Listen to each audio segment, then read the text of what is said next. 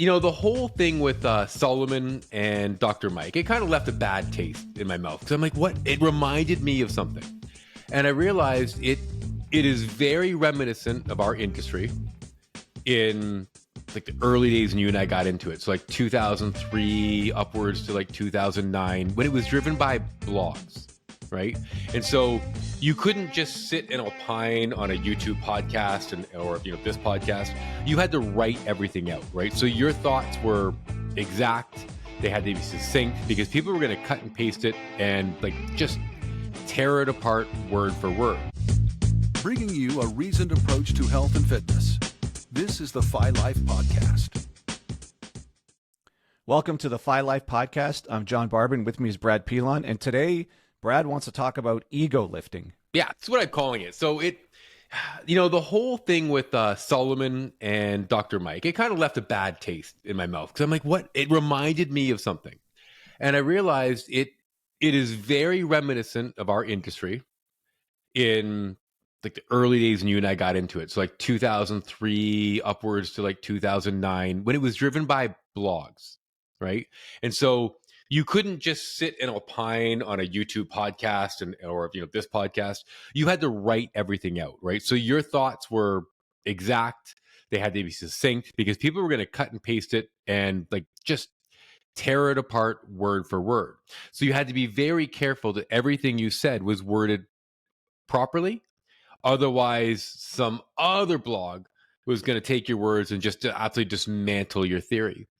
And it was really frustrating because it made you very aware that our industry at the time was driven by people who weren't out to, help people on their health and fitness journey. It was me broadcasting just how smart I was, right? I wanted all of you to talk about how smart I was. This was before we were even monetizing blogs. We weren't making money. The monetary thing we wanted was validation of our brilliance in this health and fitness niche that was typically driven by magazines at the time, Muscle and Fitness and Flex. And I wanted to show just how this was before science-based lifting kind of existed, right? It was the grassroots of it. It was the very beginning of, I actually got a degree in exercise physiology and I want to talk about this. And so the whole thing with Solomon and Dr. Mike just reminded me of like that ego lifting. They were online to pump up their own ego, to make sure that you knew that Dr. Mike isn't as smart as you think he is. And I'm actually smarter, right? And what just caught me was I didn't understand the point of it. Other than a takedown of Dr. Mike is going to get awesome clicks. It's going to give you, me, and every other talking head, stuff to talk about online. And it'll put Dr. Mike in his place for being such a pompous dick. That's kind of what I think Solomon was thinking. And I'm not saying it didn't need to be done. I'm just saying that I think the point of it was just to point out that guy's not as smart as he thinks he is. And it just reminded me of our old industry where the whole point was, I'm going to take down John's last blog post because John's not as smart as he thinks he is, and I'm smarter. So it's intellectual ego lifting. Exactly. Yeah. Right. And it's the battle for attention online. And if you don't have an equal credential or you're somehow struggling to get as many views as the next guy over, how do you do it? And so Israel is one of the most viewed fitness people. What would you call it? Exercise people online, maybe the most. Anyways, he's in the millions. Anything in the millions is a lot, right? Yeah. Like that's a lot. Yeah. And if you end up on whatever it is, Chris Williamson's show, Modern Wisdom, or Peter Attia, like that's about as big as you can get in the online space. I mean, I guess what's the next step? Joe Rogan, has he been on that show? I don't know. Anyways, but he's in that. When you're talking millions, that's a lot. Like that's as high as it basically gets online, right? So, I guess you're right. Maybe it's someone resenting the idea that the other person is just getting that attention, and like we don't know. It's this not is all attention, speculation. though. It's really important. It's validation. For instance, and it's really odd. So Huberman's Labs. Mm-hmm. It was like people didn't care that he was making millions upon millions of dollars. They cared about the validation he was getting. So there any way to take him down a notch. So you're sitting there with a pen and paper waiting because I don't know if people understand in research, there's publish or perish, right? You got to stay relevant. You got to reset. You got to submit papers to stay up there. Being an online influencer is the same, right? You have to just keep talking about stuff. So once you run out of neuroscience stuff to talk about as a neuroscientist, you move to exercise, you move to red light. You just keep broadening your expertise until you hit a point where you've now moved into someone else's expertise, and they can be like, aha, I finally got you because you got that one wavelength wrong. You're an idiot. So it's I'm jealous about the validation, not the money, which is the weird part. So I don't even care about the exposure you're getting, because I'm just using me as an example, right? I'm not concerned about the 22-year-old fitness model on Instagram who has 70 million followers because she's beautiful, right? That's that other person who thinks they're smart, and I'm smart. They can't be smart, because that's my thing, right? And how dare they venture into, my area? I mean, they were talking about nutrition, and they were talking about protein, and then those bastards talked about fasting, and and I'm going to put them in their place. And I feel like that's what it is, but then it makes our industry suck, right? Because you're not trying to help anyone. Like, you're not letting people make mistakes, and you're not being like, Johnny, hey, I read your last blog post, and well written, but I know you're talking about the starvation experiment by Ansel Keys, but I've read the whole thing, and you may want to reconsider this one component of what you're talking about, because it's actually been refuted by these other guys. Instead of doing that, I'd write my post about why John Barber's a moron because he got this wrong, right? If he did his research. So, but in no way does that help anyone. It's just, now you're just entertainment. Do you think it's like when you're driving and your reaction to another person is way more amplified and way more negative? It's like, sort of like that. So if someone cuts in front of you, like walking on the sidewalk, it's no big deal. But if someone does it in a car, you're like, that asshole. Like, you just want to kill them. Oh, especially if like they didn't make you do anything. You didn't even have to touch your brake. No, but they kind of pulled out a bit sooner than you would have personally liked. They were actually right, because you didn't have to slow down at all, so they were correct. But you're still just furious, right? And it's something to do with the distance. Like, they're not right in front of you, so you don't have to deal with the true human repercussions of a confrontation. Yeah, like when someone's in another car, you're not really confronting them. Online, you're not really confronting them. Yeah, but so there's something to do with that. There's a distance thing that brings out the worst in us for some reason. It's the anonymity, or I guess in this case, if you're a public figure, or you have your own presence online, you're not really anonymous, but you're still not dealing with that direct human. Like, we're sitting in the room, and I'm going to confront you face to face. That's a totally different deal than writing a rebuttal online. Like, most people, you would think, are going to be a lot more polite and a lot more measured with the words they use if it's face to face. Even if I really have a problem with something you've said, it's likely that's going to be a lot more polite interaction versus these gotcha takedowns. So I think you're right, and I think it has something to do with, yes, if you stray into my lane, that's kind of irritating, and it's a resentful jealousy thing that you have millions of views. People seem to trust you, and now that you're straying into my lane, well, I only have hundreds of views, and I know I'm right. I'm the expert in that field. And you're not even like 100% wrong. I can just guide you to where you get 100% right. Yeah. But that's my field, not yours. And now I'm all pissy because, well, God damn it, now he's talking about my thing to millions of people, but I know I can speak at minimum as authoritatively as he is right now, and actually more so, because that's actually my field. So why don't I have millions of people listening to me about that topic? Yeah, so I can see. Yeah, you're not mad that he's misleading people. You're mad that you're not the one getting to do it. It's weird, right? And I was thinking, because I was trying to compare. Do you remember? I want to correct you right there. You don't want to be the one misleading. Yeah, sorry. You're irritated that he or she or whoever has tread in an area where you're an expert in that area, and you can tell they're saying a couple of things that aren't 100% right. Yeah, and you're like, yeah, but if these people listening want the truth, I got it, but no one's listening to me. Yeah, so that's but you're still not mad about the misleading. So do you remember a couple of years ago, the Liver King?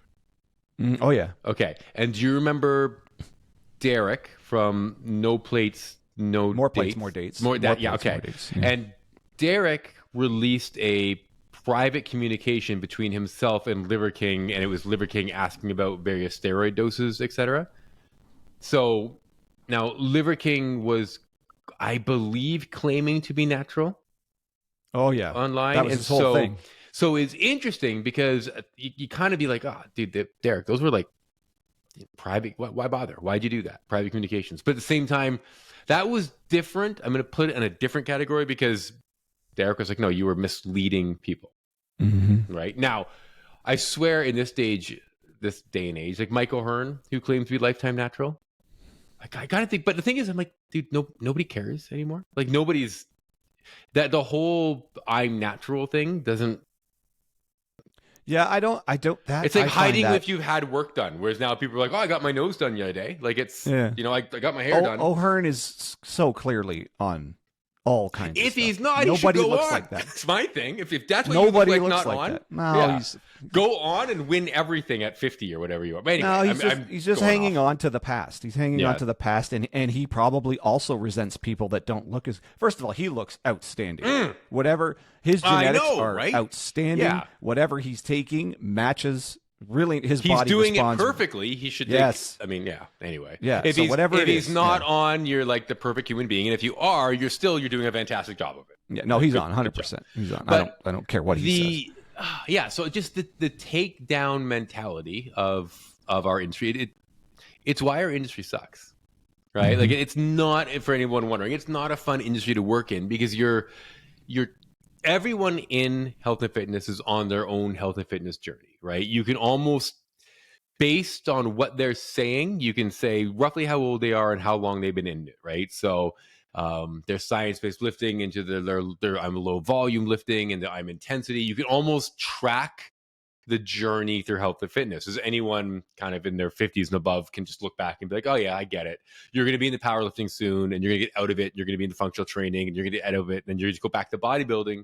Like I can see the journey, right? You're going to be, it's all macros to, it's not, I just measure these two things, to just eat responsibly, to back to macro. Like it's a very well-tread path, this journey, right? So you're kind of watching people on their journey and then people get absolutely, let me just say, shit on, but you're like, no, but that's because they're in this part of the journey and you're already over here. You were there once, right? You were making the exact same. I can find the spot on your blog or your old YouTube where you're saying the exact same stuff. So just let them go through the journey. But instead, it's still this like, this sort of, again, ego lifting of like, I got to lift my ego up by pointing out how just dumb you are, right? And what's it called now? Is it, evidence-based lifting is sort of the new way of saying, hey, I speak about weight training in a way that's based on the current body of evidence. Mm-hmm. To which you're like, yeah, that was what science-based lifting was a couple of years ago. It's all the same. Yeah, and it really just stems from people who grew up like me, less like you and more like me, but into health and fitness, but the really small guy in high school, right? And so you resented the jocks because they just got big, either because they were on, right, or they were just bigger guys, and that's right. And you were small and just like to read about it, and so it was like this resentment thing. I think that might be part of it, but it's just, I don't know. It ruins the industry. It makes it trash reality television, I guess. Yeah, totally. Yeah, and the whole evidence-based lifting thing, we've gone over this. There is not that much evidence. There's basics, right? You've got to lift above a certain threshold. Like just lifting a pencil is not going to make your arms bigger. That's kind of obvious. But as that thing you lift gets heavier and heavier, at some point you pass a threshold where that is going to stimulate muscle growth. Yeah. But then at that point, it's almost all bet, like that's about all we know. You have to lift something that's above a certain threshold with some degree of frequency. But no one, I challenge anyone to prove one over the other. Like there is no 10 or 15 year long or even 5 year long study that definitively shows one workout program is better than another. That's why this is just an ongoing debate. And anyone who cites like like research is going to be 12 weeks, 16 weeks. Yeah. Like what's the subject on group? people Is the who subject- either experienced or non-experienced, who just finished doing high volume and moved to low volume, or were low volume and just moved to high volume, or haven't trained in a year, and all those things, I think, matter so much, right? And that's exactly to your point, right? Is it? Yeah, it matters the order in which you do stuff. Perhaps going from high volume to even higher volume versus high volume to low volume, like these over the courses of years. What's high and what's low for an individual? Like each person can seem to handle different kind of volumes that the body responds. I mean, there is some research showing just on the same person, certain muscle groups just don't respond like others. I mean, calves are the obvious one, but even a bicep and a tricep on the same individual won't necessarily respond like in kind to, I guess, what you would say is equal workload. So you can get a little bit of an unbalanced looking arm from a bodybuilding standpoint. Like when you want to be like perfectly balanced like these guys. Yeah. Some people, it's like, well, it's just not, the muscle's just not responding. There's nothing I can do. I guess the only other way is to train the other muscle less so it matches the one that's lagging, sort of thing. I actually, in terms of skill development, right? So think football, and you have someone who absolutely cannot throw a ball. Cannot, like worse than me, cannot throw a ball. And then you have an NFL level quarterback, right? So within that range is just someone who's figured out that exact pattern and feels it, and people who can't. The same thing is going to apply to a bicep curl. There's just people who just do it and be like, oh, my, I just get it. I feel, even though you're just lifting a bar straight up and down, they're like, I get it. I feel it. It's my bicep. Like every time I do this, they blow up. And then you have someone who's like, I've done 20 sets of this. I don't get it. I don't feel it. Right. So I think that sort of mind muscle connection, for lack of better terms, but it comes into each individual exercise too. I think okay, so I just had a thought here. I think the consistent searching for the answer, specifically with muscle building and strength gain, persists because gains come so slowly. Yes. And the individual who's online who might stumble across one of these really popular people, their goal of what they think is possible is likely a steroid-induced model, not even being the person they're looking at. So Israel, he discloses that he's using a certain amount of anabolics, and he says, don't expect to look like be this big if you're not using similar amounts of anabolics.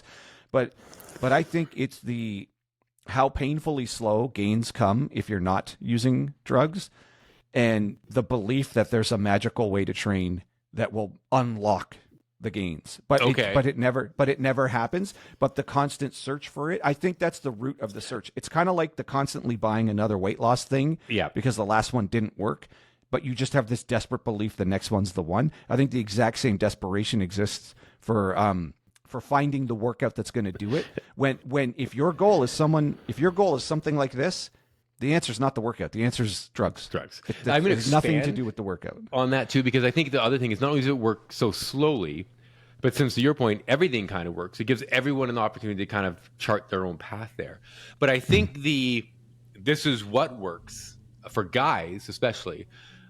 I believe we all hit that window somewhere in our late teens to like mid 20s where things just click and you grow, right? So depending on what exercises you were doing at that time, those are the ones that you're convinced kind of work, right? So between third and fourth year, is that when I stayed up in Guelph for the summer? Anyway, like that summer just happened to be like low volume, really heavy lifting. And that was the one summer that I just got big. And so I will always think that style of lifting is what works. Right, because you were at the right age, you had the right effort, you had maybe a good crew to train with. Oh yeah, you had a consistency, your lifestyle fit, and that all adds up to that's the time you were gonna grow, no matter kind of what program you were following. But and you've mentioned this before, we kind of like doing the thing we're good at. Yes, and you're exceptionally strong for your size. Yeah, so I love doing heavy stuff, right? Yeah, just for a few reps, you could always outlift people bigger than you in the higher rep range, and then it fell apart. Right. But you didn't like volume. No, I'm sure you could respond to volume, but you just didn't like it. Hated it. Yeah, but you like to do it. Right, but you maintained a consistent during the time where your body was going to facilitate the most possible growth, and your best effort and your best consistent effort over time. like to your point, happened to be when you were lifting lower total volume but higher intensity, and it worked fine for you. Yep. And in the end, it's what you can do consistently in your maximum growth window, which is late teens, basically throughout your 20s. Yeah. But again, if you have a goal set at a steroid-induced size, you're never ever going to get there until you start using steroids. Like I got up to 200 in a little bit without using steroids, and I mean, I wasn't lean. I might have been, mid to upper teens in body fat, so I didn't look terrible, but I wasn't like visible abs or anything. Right. But I just want to be bigger. So I got all the way up to 250 pounds. Again, using anabolics, and then my goal was 275 pounds. I'm only 6 foot tall. Like, what was I thinking? Oh, yeah. Like, that's nuts to think that's the so next much step. food. So much food. But it's not like it looked good. It was just bulkier and bulkier. Yeah. But I fully had dysmorphia. I didn't know I was that much bigger than anybody else. I just thought I was as big as whoever was next to me. Right? Yeah. Anybody else who if you and I were in the gym, like I must be roughly his size. Yeah. And then whoever else I was training with must be, but not anyone bigger. I never thought I was as big as anyone, or even someone my actual size. I thought they were way bigger than me. Yeah. I just always saw myself as smaller, even when I was bigger. So I think part of this, and it won't go away, is the young guy's fascination with getting bigger. And no one really leveling with them is like, you just can't be that big without drugs. And if you want to, fine, but the drugs is how you get there. Yeah. Like, you're just not going to be as big as you're thinking you can be. There is no such thing as gaining 50 pounds of muscle naturally.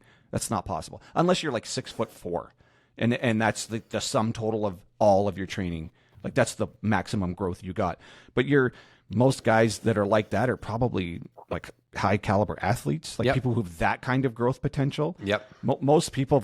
Most average size guys have maybe 20 pounds max of gain from training, from when they first trained to how big they're ever going to get. And 20 pounds of actual lean mass is huge. A ton. Like that is a ton. Right? Yeah. Yeah. And so getting all the way back to it. So because it comes on so slowly, because it comes on in a certain window, right? And then because you can build that muscle through a variety of different training programs, frequencies, volumes, intensities, and that everyone has a path, and they just want to talk about that path. And then sometimes they slip up and say something that you may not think is correct. And it's very kind of with the times that people love to take a little soundbite and blow it out of proportion or use it out of context, right? And then it's a takedown of that idea. And then all we do from all of this is leave people who have jumped onto YouTube to try to figure out how to put some muscle on. You leave them confused that what they were doing doesn't work.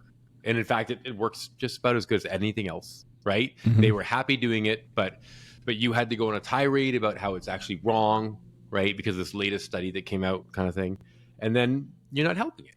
So, I'm not saying that Solomon's takedown of Dr. Mike wasn't helpful, because it did definitely shine a light on sort of academia and health and fitness. And but I'm saying in general, that style of video, that style of existing in this space, I don't know, doesn't do much for the space as a whole.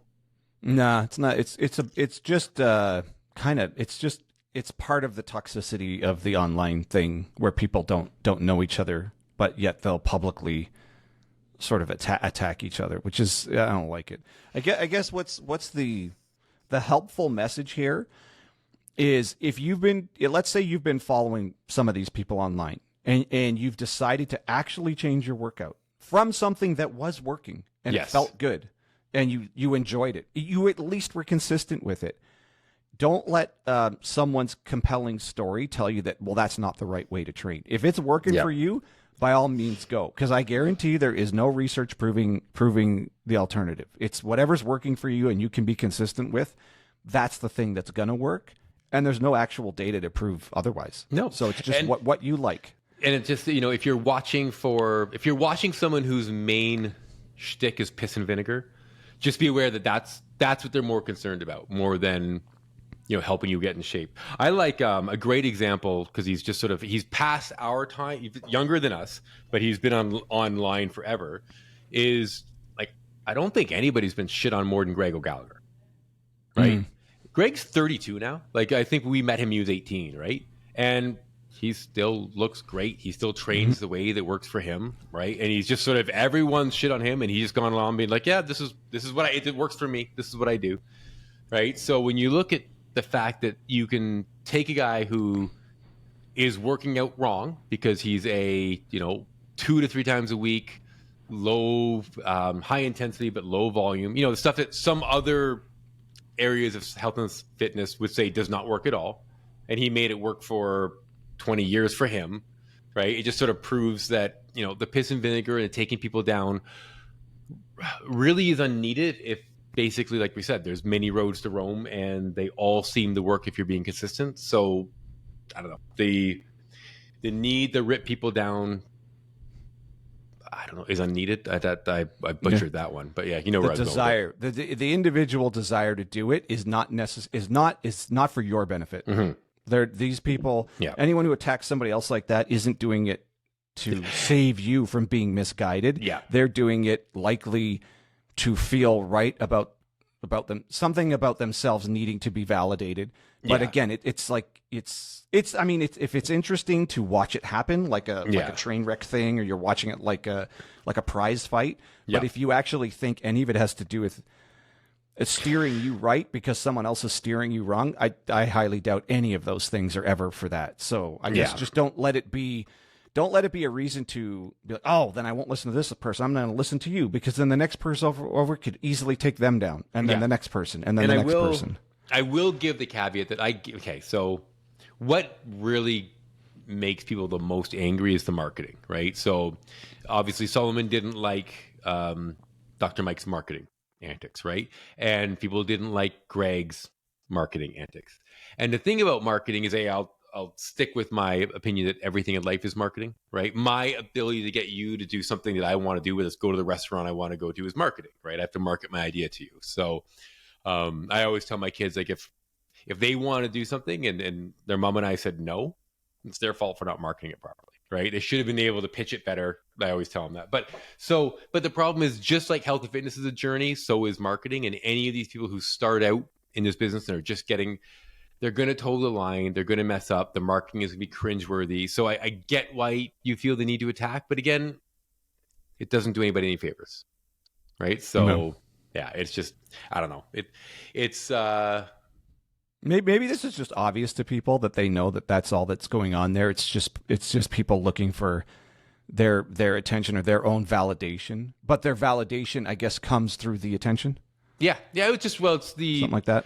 Real Housewives of Health and Fitness, right? It's just people. That's actually a really good way to put it. Yeah, it's just people want to watch the train wreck just for entertainment, right? They will sit on the couch, pop open YouTube, and see what someone's mad about today, but without any real interest in applying it to the health and fitness lifestyle. So health and fitness reality TV. Can you see this? I think I'm flushing from the niacin.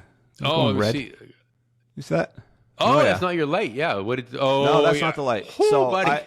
I know, I was like, it's getting a little warm in here, and then I noticed I'm on niacin for it works for my LP(a) cholesterol. It actually helps lower it. Yeah. And once in a while I flush, and I just realized I'm flushing, so I'm not. This isn't a hardcore reaction. It's just a niacin flush. Do you remember the xanthanol nicotinate? So xanthanol would be a niacin derivative, and we were experimenting with it and huperzine A in a neurotropic way back in the day, and I turned a dozen people tomato red on that. It was. Yep. Are you itchy? Oh yeah. It's minimal. This is an extended release, and I'm kind of used to it, and I only flush maybe once every 5 or 6 days. Like I still haven't figured out the pattern of what to take it with to not flush. Interesting. And maybe it's not that obvious. The only thing I do is I don't take it at night, because if you get the flush while you're trying to go to bed, there's like a 20-minute, half an hour moment where you're just sort of hot and itchy, and you're like, I'm stuck here waiting for that to go away. So it's not really comfortable. But during the day, it looks kind of weird, but it doesn't. It's like I can handle it during the day. If people go back to the beginning of this video, you won't be flushed, and they can actually watch you. I think so. Yeah. Because I noticed awesome. It. So like I'm looking at Brad. Yeah. And so the camera's my view of Brad's right near the camera, but I can see myself. I try not to look at myself, but then I was like, oh shit, I'm flushing. So everyone probably could notice. But I think that happened mid-video. So at the beginning of the video, I don't think I look this blotchy red. Interesting. We should do a podcast where you're just taking niacin and we'll just watch you get red and we'll try to figure out. I think we just did. I mean, this is pretty obvious. Like this is pretty. This was not going on at the beginning of the video. But anyways, niacin is a whole different. It's nothing to do with this talk. I just noticed that. Anyway, so I guess to wrap it up, when you see this stuff going on, it's not really for your benefit. If you've got a workout that's working, just do it. And then if you feel like the gains are coming too slow, be honest with yourself. Is it you expecting way too much? Or are you really stale and you're just like, my motivation to go to the gym sort of starting to wane? Then by all means, mix it up, completely switch to a different style and see what that style feels like. And that's kind of it. It's just constantly finding ways to be consistent, which variety might be the way to stay consistent. Because as long as you're lifting, right? So if it's high volume, low volume, and you're going to need to switch it up every once in a while. Like if you feel the need, go for it. But yeah. Absolutely. And then just ignore the reality TV aspect of health and fitness. Right. Yeah. All right. Well, I think it's a good place to leave it. If you're still with us, we super appreciate you checking out the video. We know our channel's small. We try to give you some unbiased view of this industry here.